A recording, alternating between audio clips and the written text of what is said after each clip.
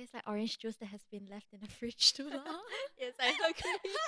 Right? It's like you're doing shots in the office. Wow.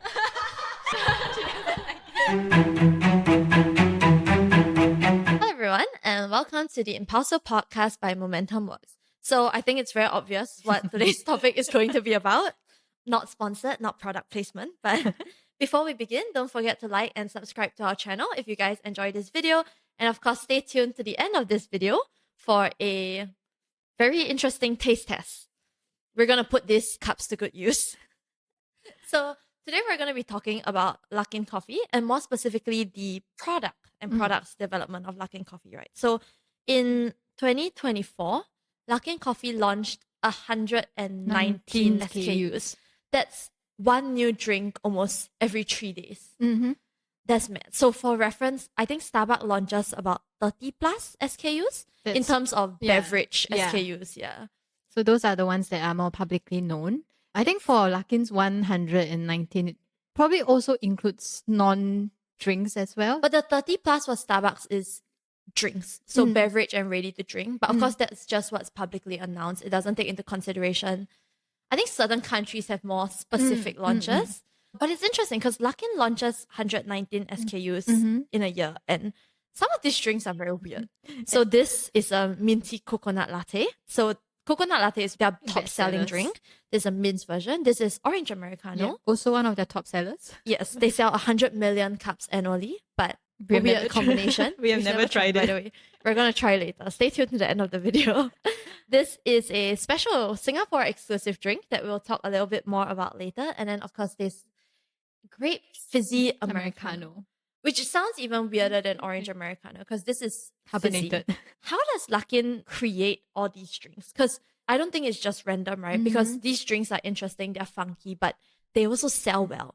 So this orange Americano sounds weird. They managed to sell 100 million cups a day. They have their cheese latte. How many did they sell? I think it's about 1.3 million cups since launch. Not since launch. I think in the launch day, it probably hit that number of cups.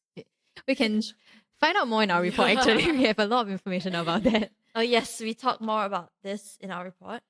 They also had a Moutai latte. So this was 2 years ago. You tried the Moutai latte. Yes, I've tried it. So for those who don't know, right, Moutai, it's a Chinese liquor that it's very known for its very fragrant smell as well as a very intense and high alcohol concentration. So I think I tried it in China like 1 to 2 years ago, and I think I didn't really like it, but some of my colleagues did. To me, it tasted a bit weird because even though both alcohol and coffee, they are bitter, but then there's different layer of bitterness to it. And I think I had a very biased view because I came out of a cab feeling really car sick, and then I drank the coffee and Moutai latte. So I was feeling horrible afterwards. But some of my colleagues really liked it, and they actually went back to buy it again, the Moutai latte. They sold about 5.4 million cups on their first day. Yes, I think they kind of like crashed the system, if I'm not wrong. So again, in China, it's only app ordering. So I think the whole system crashed where they couldn't locate like your nearest store that had the Moutai latte just because of how hot it is. But of course, I think the benefit of the Moutai is a really known brand in China. And so it piqued people's curiosity, right? But for its other products, like Orange Americano, where it's not a collaboration, what is the R&D process behind how Luckin actually develops these products? If you look at it the broad way, it's quite similar to what a lot of other companies do R&D. They do like planning, and then afterwards they do like designing, ideation, and then they do trials, and then finally it's the launch. But I think for Luckin at each stage, I think they do certain things a bit differently. So in the planning phase, we all know that having data from consumers, from the market helps. But I think for Luckin, majority of what they decide to come up next heavily relies on whatever data they have. And only a very small portion of it actually comes from the creative side of, let's say, their product people. And afterwards... So when you say that a lot of it comes from data, what kind of data are you referring to? So like orders that the customers place? What are popular flavor profiles? I think you can look at it 2 ways. So one is because Luckin uses the app a lot, right? So they collect a lot of consumer data and they know what kinds of flavors sell well. So that's one point. And the second one is they also look at trends. So what's trending in terms of social media? Let's say there was a period of time where oat milk is all the thing. So they have a lot of oat milk series. So all this data actually inputs into their entire planning process. Then afterwards, based on this data, then they also have the creative people saying that, hey, how about we try to incorporate this into whatever trend that is out there? It might work. And then they move on to the next phase. Yeah. But also when it comes to their product design, the reason why they are able to produce, because I'm sure a lot of other companies also use data, but Luckin themselves can launch 119 new products. And this is after testing and reiterating as well. So how do they make it such that they can launch almost one product every 3 days?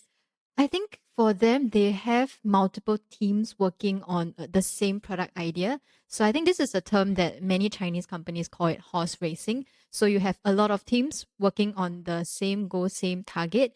They come up with lots and lots of ideas. So if let's say there's 2-3 teams working on the same idea that they came out in the planning phase, they will each come up with, let's say, 5 to 6 different product variations. And then they'll take this 5 to 6 to the next phase to try it out. So actually this gives them a pool of 20, 30 at each testing phase to actually try and test whether the product works or not.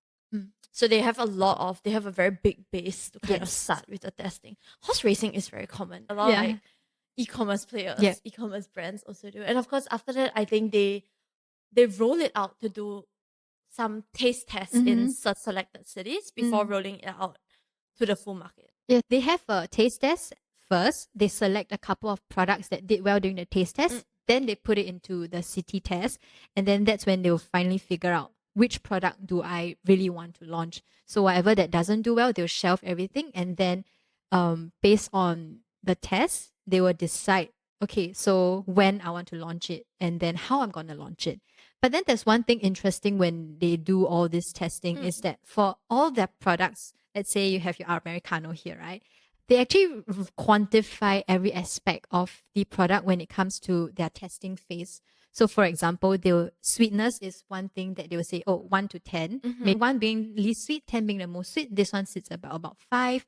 And then they will do it for all the other aspects. So you have things like acidity, fragrance, and refreshness. And because you see all this is data, right? They break it down into data. For them to create or come up with products, it's actually just a mix and matching of different combinations of all these metrics together. So they kind of they have found a way to kind of quantify the taste, like how sweet is it, the acidity, the, I don't know, probably citrusness. Yeah. So it's like, let's say now I launch orange Americano, right? Then I realize that, it does well. Then I'll go back to look at, okay, so this is the breakdown of my flavor profile. And then, hey, my next product, I want to create something similar, but also has certain characteristics that makes it stand out. So I'll just go and play around with, let's say, the sweetness, the fragrance. But it could just be a different ingredient, but similar flavor profile as well. If you guys are interested to dive a little bit more into how Luckin's R&D and product development works, we do have a report called Inside Luckin Coffee that will be linked down in the show notes below that you guys can check out. But of course, they've launched so many flavors, right? And they've also recently started launching country exclusive flavors. So obviously we know Singapore was the first market that they expanded to outside of China. They are in Singapore, Malaysia, and the US now, right? And they recently launched secret flavor. This is a pandan coconut latte. What is pandan? Pandan is a type of leaf. It's a part of a plant. So the leaf is what makes it fragrant, and it's commonly used in Southeast Asia for a lot of desserts, as well as sometimes in cooking your hot food as well. So it's a very local, not Singaporean exclusive, but very local flavor, right? And this flavor is only available in Singapore. They launched about a couple months ago. Somewhere in July. But it's interesting because Luckin has been in Singapore for about 2 years. Only after 2 years, then they decided to launch an exclusive flavor. I think if you look at it, initially for the 2 years, right, a lot of times they're still trying to understand how the Singapore market is. They're trying to collect data to see maybe which products local residents actually like to test. And bear in mind that because a lot of this R&D are actually done at the HQ level, I think it takes some time for them to really ideate and learn about the market before they can come up with a product that they think would suit the local taste profile. But this is not a seasonal drink. Or at least we don't know We don't know if it's a seasonal drink. At least it's. I think it's probably going to be. My guess is gonna be out for a while, and then if they feel people want it, they'll bring it back again. Because I mean, it's very easy for them to just recreate this drink, anyways. That's true. They already know the. Yeah, but it's interesting. That one thing I noticed about Luckin is when they release new drinks, you don't actually know if it's going to be seasonal or if it's going to be a permanent. Because I feel for Starbucks, it's a lot clearer. There are drinks that they only release during certain months. Example, pumpkin spice latte, only during the fall. But for Luckin, sometimes they take it back, they launch it again. I think so. This is actually also part of our report. So during the product design phase, right, they actually categorize their products into two different types. So one is those they call seasonal products. So they know that these products, they won't want to keep it on the menu for a long period of time. And then they have something called the hero product. So hero products are something they, let's say, launch 1 or 2 annually. But then seasonal products are, as you mentioned, seasonal. The other 100 plus products that they launch. So the amount of resources and time that they give to develop this product is very different. How long is Luckin's product development process as compared to a more traditional coffee chain? I would say for those that are fast, probably in about 2 months or so. 2 months to develop a new product. But I would feel that they are constantly in the process of developing products. So they are handling actually a lot of different product, different combinations at once. It's only a matter of fact whether they launch it or when they launch it. So they already have a lot of in the works. I guess that makes sense. How else can you launch so many at once, right? So now, of course, we know they've entered the US recently. If you guys are interested, we did a podcast about that, I think, a month back, where we talked about their launch in New York City. And I think it'll take them a while before they launch US exclusive flavors. But what do you think would be an interesting US exclusive flavor for Luckin Coffee? I would feel that they probably will want to try to do something similar to the pumpkin 100% spice sure. I think they will do a pumpkin because, spice latte. because it's a tried and tested flavor that works well in the US. I think cheese latte might do well there. Something they could launch. It sounds like a very interesting flavor, especially because I think a lot of, let's say, American desserts already has elements of cheese. Cream cheese. So that's actually a flavor profile that they are very accustomed to, and it's not as weird for them to want to try. Jangan was saying he tried a malt wine latte. In the US? No, in China. But I feel that could do well in the US. But it's interesting, right? And they'll be able to do it because I think they already have the system and the process in place. So what matters for them is finding the right flavor profile, and then they'll be able to replicate that really quickly, you know. So before all the drinks melt and before we end the podcast, we're going to do a taste test, as we said at the start of the video. So we will do the taste test first, and then I'm going to get everyone else to do the taste test. So this is the orange Americano that sold 100 million cups annually. I think it's more than that. It's more than that. About 100 million annually a year. It tastes like orange juice that has been left in the fridge too long. Yes, I agree. Right, yes. A couple of times, so it's quite good. Oh, you tried before? Yeah, of course. You like it? I like it. It's quite refreshing. It's more of an orange juice flavor. Apple? No, okay. It doesn't look the color of original coffee. Maybe it has lemon. Close. Do you like it? Maybe.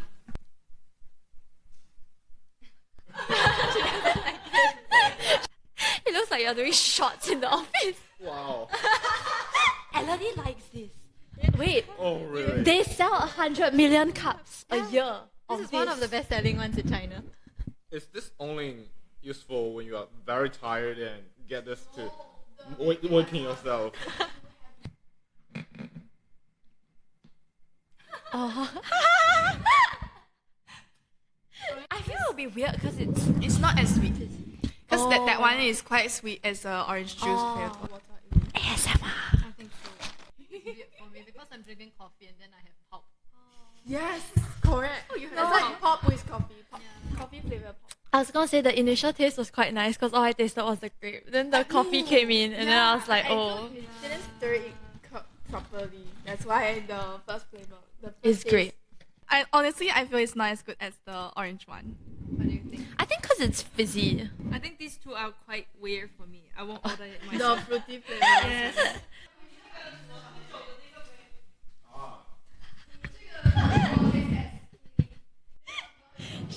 thrown off by it. When you say when you taste the grape. Yeah, and you're then- the And then later on, it becomes the coffee. Do you like it? A little bit because I think it's not good than coffee with milk. Okay. Wow, the coffee flavor in it is quite strange.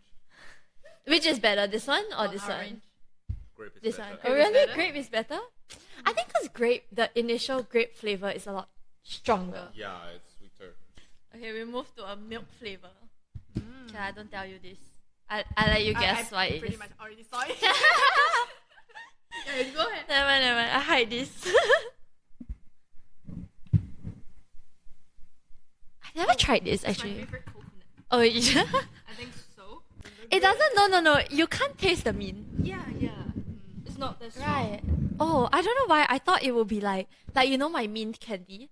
I thought that's the flavor profile that this drink will have. Did you Like, figure out it's the mint one? It's after you swallow it and then you have a little. oh, bit in minty. It's your not when you just have it. It's just a bit of coolness. yeah, in your You don't have a mint in your taste. throat. Yes. Good. This Maybe is it nice. feels like the latte.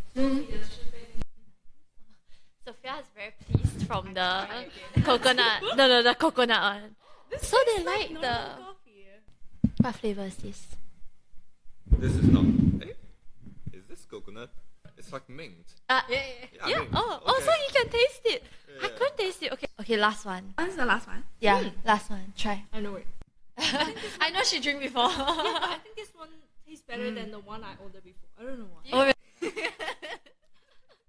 I don't like any of it. What kind of latte? What kind of milk do you think it is? You should know this. This tastes like a Filipino dessert. What's the dessert? What's the Pandan, dessert? right? Yeah. It's called boba pandan. So it's like a coffee version of it. You like this? Southeast Asian flavor profile. Okay, what flavor? Oh, I don't know if you'll know this flavor. Wow, this is very milky. New Singapore flavor. Pea Pacao latte. I would drink a pea Pacao latte. Wow. You can suggest it to Local like. brands need to do Yeah. I have pea Pacao milk tea. Pea Pacao latte. So thank you guys for tuning in to another episode of the Impulso podcast. I hope that you guys enjoyed today's episode, and if you did, do like this video and subscribe to our channel to stay up to date on the latest happenings and trends in tech, new retail, and the broader digital economy. Thank you and bye-bye.